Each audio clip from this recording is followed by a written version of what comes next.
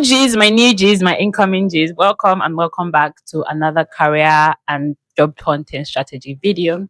This video is going to be very brief, where we'll be talking about how to answer the most common interview question that there is. Now, if you've job hunted before, you've done an interview before, you know that the first question that they ask you is tell me about yourself. Now, this question can come in different forms. You can either say tell me about yourself. You can either say can we meet you. You can say introduce yourself, right? However form or shape that this question comes, the one thing that we're very certain is that it comes, right? How you answer this interview, especially when it's the first question that you're asked, will set the tone for the rest of your interview. This video is to help you structure your answer in a way. I also share my template of what I do that helps me scale through the interview. You want to have a framework so that you don't cram. You want to avoid cramming by any means necessary. If you memorize it and there's anything that comes in between your interview, you see that you forget some words, you lose your train of thought, and it's very messy. So I like using a framework. Now, the framework that I use is my name, my background in terms of what I studied in school. I would explain why I use what I studied in school in a minute. What I studied in school, what I currently do, and I will wrap it up. And then my conclusion, right? I'll give an example. I'm interviewing for a HR role. This is where I'm going. Thank you so much for bringing me into this session. My name is Rachel. I am a graduate of the University of Benin, where I studied plant biology. After graduation, I pivoted into human resources.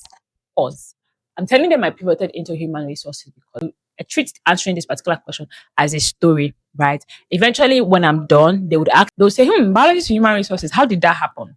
I've opened way for me to tell myself, tell more stories. I'm more at rest, I'm more at peace, everything is going on well. And then the flow of the interview, I've controlled it. I'm moving into human resources where I've been for the past 5 years. I started my career in consulting where I worked with different brands and where I work with different clients, helping them set up their HR department from scratch, managing people operations as well as recruitment and talent acquisition initiative. And then I moved into tech where I've done end-to-end human resource practices from recruitment, talent acquisition, down to offboarding and exit, employee engagement, and everything in between. When I'm not being a HR professional, you'll find me watching another episode of Friends, which I've seen for the opt-in time. Pause. Now, when I add that a little bit of lights, I add a little bit of lightness at the end. I always use Friends because I love Friends, right? I add a little bit of lightness at the end. What this does is it takes out the tension from the interview. It helps if there's a Friends fan in there, they can relate to what I'm saying, or it just gives them a laugh that, okay, I've seen Friends so many times. I remember I used this for an interview and they were like, okay, it tells me that you're good with repetitive tasks and all of that. So you see, if you're an Arsenal fan, you can say something like, when I'm not being a product manager, you see me fighting for my life, hoping that Arsenal wins the match again. Something very light. I'm available to answer any questions that you have. Or you can say, I'm excited to see where this conversation is going to go and how I can contribute to XYZ company.